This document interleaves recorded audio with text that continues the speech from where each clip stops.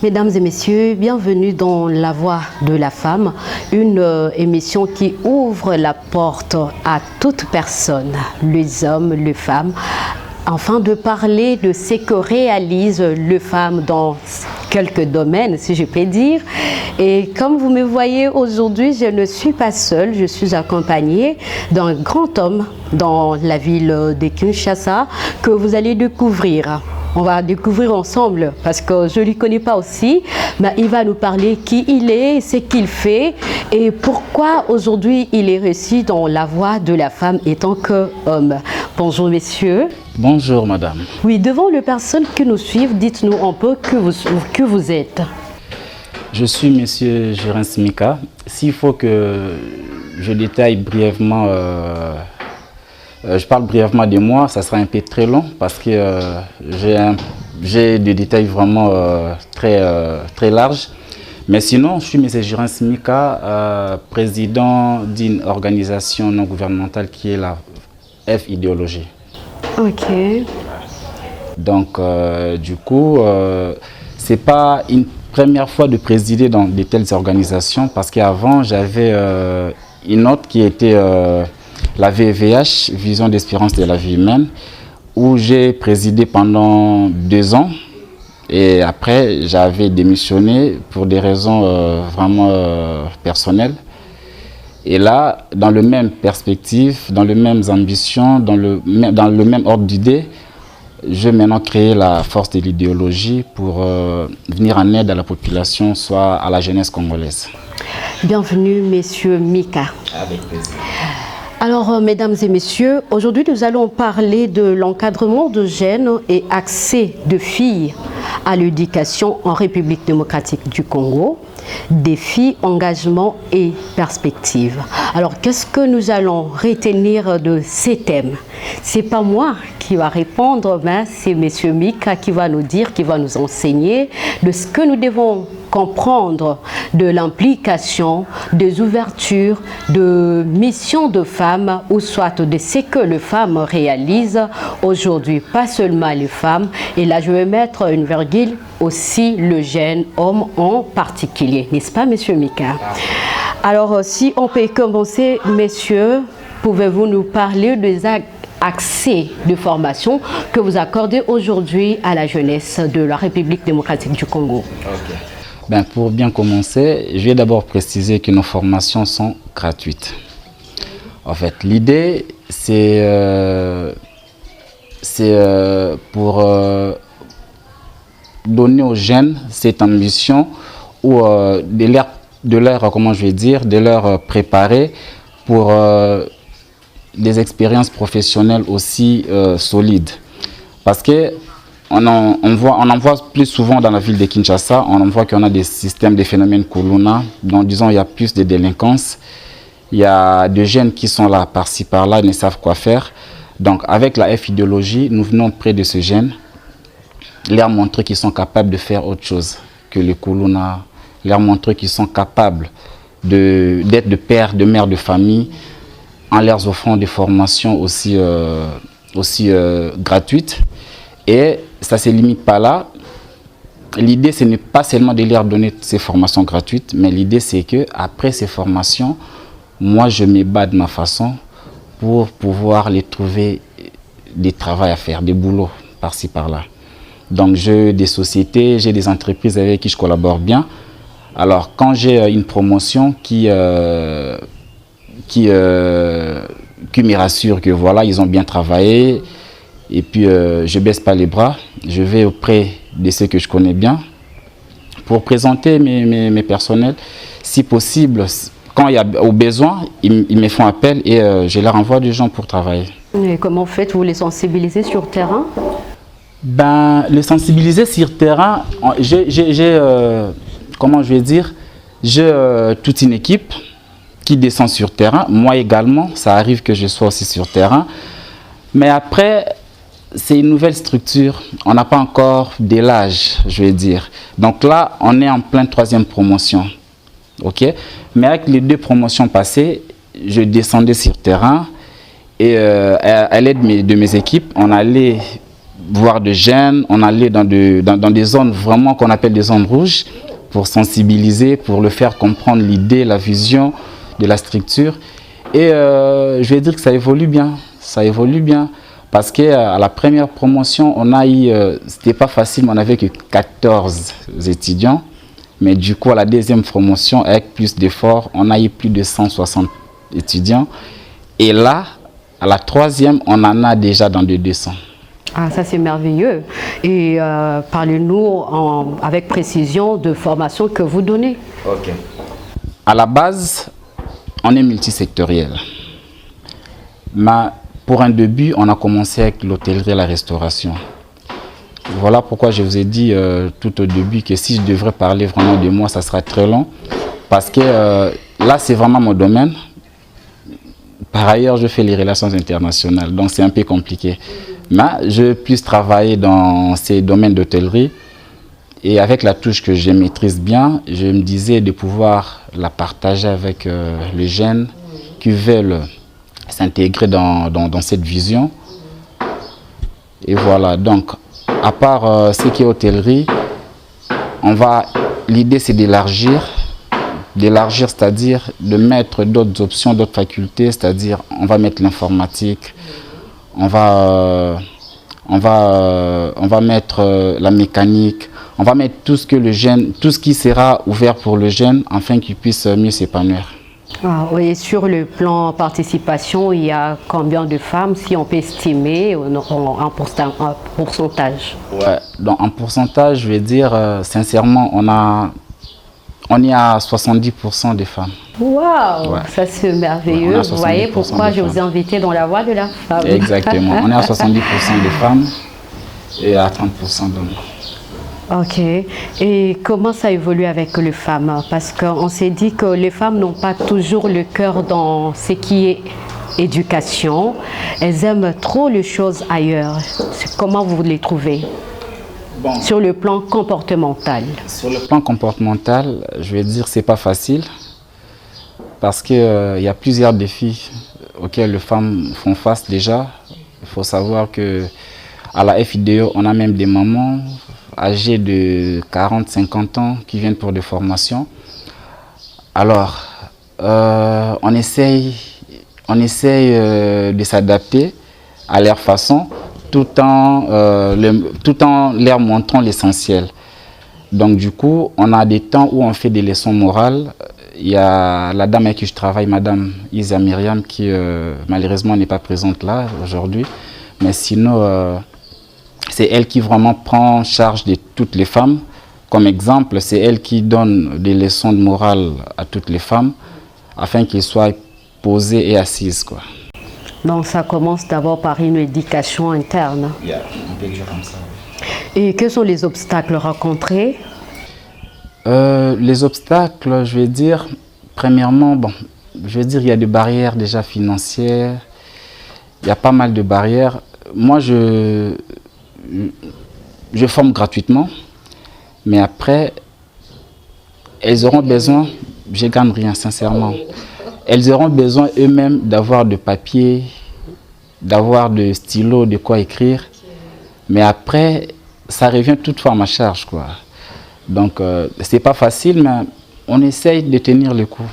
Ouais, c'est pas facile, on essaie de tenir le coup. Et qu'est-ce qui vous motive? Mais vous ne gagnez rien. Oui, je gagne rien, mais je vois trop loin. Parlez-nous de ce que vous voyez. Je vois trop loin. Je vois l'avenir de la jeunesse congolaise. Je connais une jeunesse aussi stable. Parce qu'il y a pas mal de choses que les jeunes peuvent faire. Il y a pas mal d'initiatives que les jeunes peuvent prendre. Mais s'ils ne sont pas encadrés, ça sera très compliqué.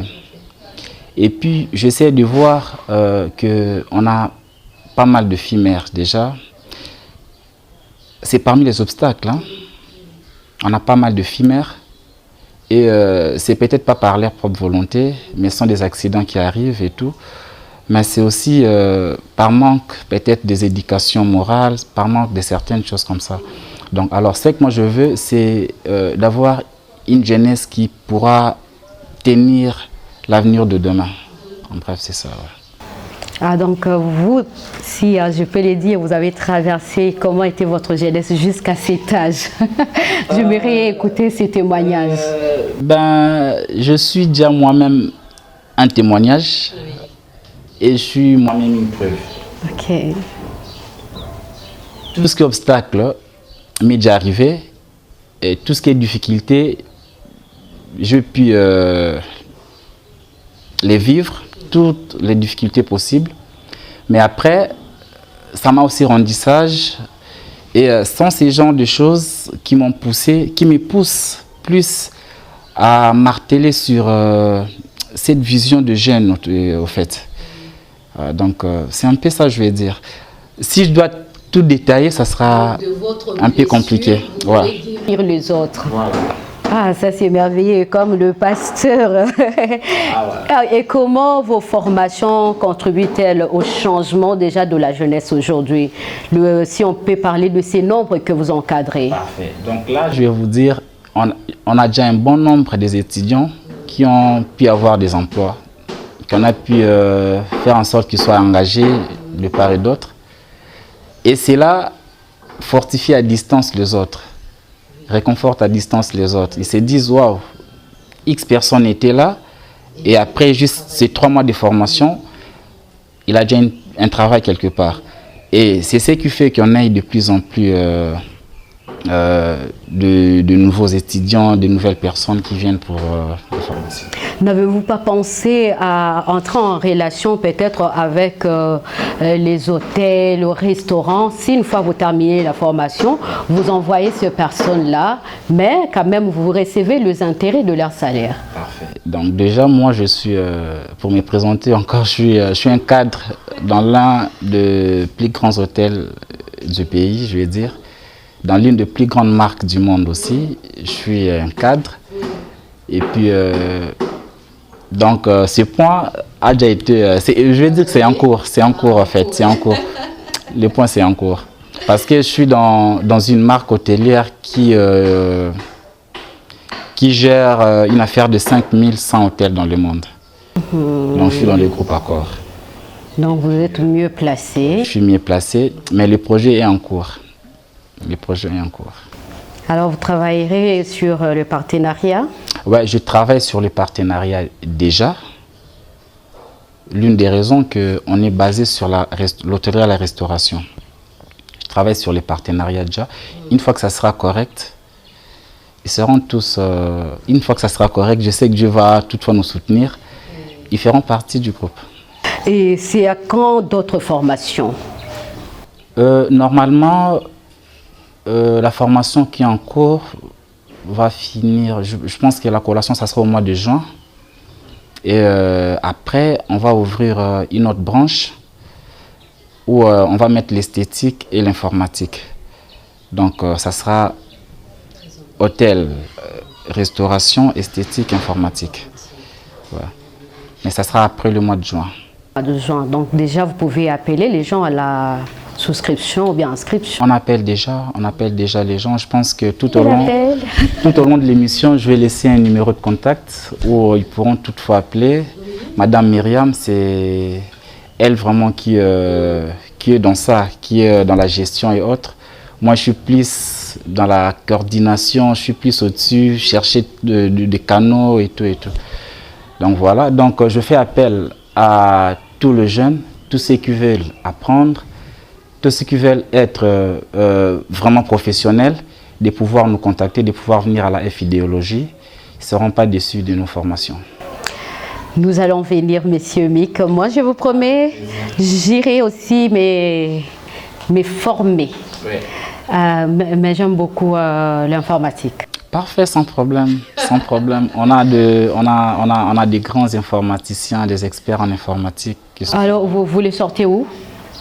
Les encadreurs, les formateurs? Les encadreurs sont d'ici à Kinshasa. Les encadreurs sont aussi recrutés, on les recrute en fait. Et vous les payez? Ouais. Votre propre argent? Ils sont payés, mais après ils sont payés, je vais dire, mais après, on leur fait comprendre la vision. Ok. Parce que c'est pas seulement pour l'argent qu'on fait ça, mais c'est pour l'avenir de tout un pays, je veux dire. Donc du coup, les encadreurs sont quand même payés, je veux dire, sont aussi motivés. Et puis, voilà, c'est pas l'argent en premier. C'est pas l'argent en premier. Monsieur Mick est un homme de cœur et il a un souci pour apporter une pierre dans la jeunesse de la République démocratique du Congo. On a besoin de ce genre de personnes dans notre pays. On a besoin de personnes qui accompagnent la vision du chef de l'État. On a besoin de personnes qui ont la vision eux-mêmes pour le développement de notre pays. Alors, comme vous voyez, monsieur Mick, il est un homme à soutenir. Il n'est pas un homme à laisser comme ça. S'il vous plaît, si vous suivez cette émission aujourd'hui, alors pensez, s'il vous plaît, à soutenir M. Mick. M. Mick, parlons de ces femmes-là qui ont eu des enfants avant l'âge et ont abandonné les études. Est-ce que vous pensez qu'elles pourront être, à part les formations qu'elles suivent, elles pourront être récupérables pour continuer les études? Bien sûr que oui. Hein. Comment? Bien sûr que oui, parce que quand on a un enfant, cela n'empêche pas d'étudier. Il y a ces femmes-là qui se disent que je ne peux pas Déjà, nos formations sont gratuites. L'avantage est que nos formations sont toutes gratuites et nous faisons appel à ces genres de personnes qui se disent délaissées, qui se croient être désespérées. On a besoin de ces genres de personnes à la F idéologie. On a aussi des filles mères à qui on a déjà donné des emplois. Donc, on a besoin de ces genres de personnes. Mais ce sont de délaissés. C'est la société qui les juge. Oui, c'est la société qui les juge. Et puis, le problème, c'est que elles ont juste perdu l'espoir en elles. C'est ça. Mais après, quand ils vont venir chez nous, on commence toujours par des leçons de morale. Les conscientiser, leur faire comprendre qu'elles sont capables. Avoir un enfant, c'est juste un accident et puis ça passe. Après, cela n'empêche pas que vous puissiez vous former professionnellement. Cela n'empêche pas que vous puissiez travailler avec des autres. Et voilà, donc je vais dire, c'est en quelque sorte une petite complexe, mais après, c'est pas si grave. C'est pas si grave, vous pensez? Alors, j'ai une question, monsieur, que je préparais. Selon vous, quelle politique publique devrait être mise en place pour réduire le taux d'abandon scolaire chez les jeunes filles en République démocratique du Congo? Okay. Et comment lutter? Ok, là, c'est un projet que je vais exposer, là. Ok, ben déjà, on doit avoir des centres de formation, des remises à niveau. On n'a pas tout ça. Prenons l'exemple d'un Chégué qui a 15-20 ans d'âge ou 30 ans, mais qui a passé presque toute sa vie dans la rue, qui ne sait même pas la première lettre de son nom. Ces gens de personnes, quand vous les récupérez, vous pensez les ramener à l'école maternelle, primaire, et puis ça ne va pas aller, vu son âge, peut-être vu aussi sa taille physique, ça ne va pas marcher. Donc pour ces gens de personnes, on doit avoir des centres de formation, des remises à niveau, qui peuvent permettre à tous ces gens de personnes de pouvoir au moins s'exprimer, au moins écrire, et voilà. Donc si on a ces genres d'initiatives, si le gouvernement s'engage pour créer des initiatives pareilles, ça sera avantageux pour la jeunesse. Et quel conseil donnerez-vous aujourd'hui à notre population, à nos parents, à notre entourage, ainsi qu'à nos autorités, pour enfin encadrer ces jeunes? Ce sont ces jeunes-là qui sont aussi des sources de développement pour le Congo de demain. Oui. Déjà, pour le jeune, moi je vais dire que le jeune ne perdait pas espoir. Et puis, essayons d'être conscients de nos actes et de tout ce qu'on fait. Parce que la jeunesse de demain, plutôt l'avenir de demain, c'est la jeunesse d'aujourd'hui. Donc c'est à nous de pouvoir tenir les bâtons prouver qu'on est capable d'être de personnes aussi, soit des autorités demain. Donc du coup, ne perdons pas espoir, restons focus. Et puis les parents, veillons à l'encadrement de nos enfants. Parce qu'on voit qu'au jour d'aujourd'hui, il y a même des petits gamins de 5-6 ans qui sont en route. Je pense que c'est peut-être le manque d'encadrement. Un enfant de 4 ans, de 5 ans, 6 ans ne peut pas sortir de lui-même, soit de sa propre force, quoi. Donc du coup, le parent, prenons vraiment garde de nos enfants. Et puis, essayons d'avoir ces soucis-là, de leur prodiguer une très bonne éducation. Et pour les autorités du pays, je pense que tous on circule, tous on roule à Kinshasa, on voit comment ça se passe. Donc il faudrait quand même prendre des mesures aussi strictes pour pouvoir diminuer ces taux de délinquance, pour pouvoir diminuer ces taux de Kuluna et tout. Parce que le jeune, je pense que c'est peut-être le manque d'emploi qui font qu'ils sortent en chemin, qu'ils sont en route pour faire des histoires pareilles. Mais si on soutient des initiatives pareilles comme la F-idéologie, si on se dit de créer des centres de formation et tout, et qu'on oblige toute cette jeunesse, tous les jeunes qui déambulent en cours de route, on les oblige d'aller apprendre, ils ne vont pas refuser. Si on met des mesures en place, comme exemple, que on donne un délai de 5 jours, et on se dit dans 5 jours, si on trouve des chèques en cours de route, ils seront tous arrêtés. Par ailleurs, ils sont libres d'aller prendre des formations, d'aller se former dans tel centre de formation, et ça sera gratuit. Ils vont tous aller prendre des formations, parce que quand je suis sur terrain, il y a de ceux qui me disent que non, on veut être formé, on veut apprendre, on veut aussi travailler même à la menuiserie, même à la maçonnerie et tout. Mais on ne sait pas par où commencer, on n'a pas d'argent pour payer. Donc on est ici, on fait nos koulouna pour gagner quelque chose et puis pour pouvoir nous servir à manger et tout. Donc voilà. Donc si le gouvernement, l'État congolais prend vraiment en considération les soucis qu'ont le peuple, le jeune congolais, ça sera quelque chose de très bien. Voilà. Merci beaucoup, Messieurs Mick. Mesdames et messieurs, avant de terminer, avant de nous séparer, je vais vous rappeler notre thème. Aujourd'hui, on a parlé sur encadrement de jeunes et accès de filles à l'éducation en République démocratique du Congo, défis, engagement et perspectives. Comme vous venez de le suivre jusqu'à la fin, M. Mick nous a parlé des obstacles que rencontrent certaines filles suite aussi aux préjugés de la société. Mais il est le jeune homme qui relève le défi dans la République démocratique du Congo et ceci demande un soutien. Voilà pourquoi nous nous tournons vers vous, mesdames et messieurs, de soutenir cette organisation, de soutenir les formations gratuites que reçoivent ces jeunes. N'est-ce pas, je viens de dire? Yeah. Voilà, merci beaucoup, mesdames et messieurs. Avant de nous séparer, je m'aimerais poser une très dernière question, messieurs Mick. Mike, c'est Mick? Mika. Mika.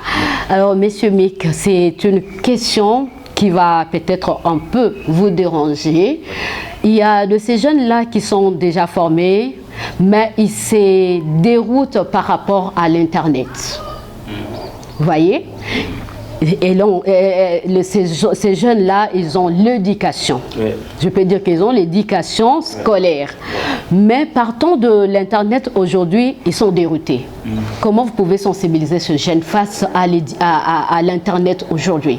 Bon, face à l'Internet, je pense que c'est un défi qui n'est pas facile déjà. Et puis, moi, je pense c'est peut-être que il manque à faire.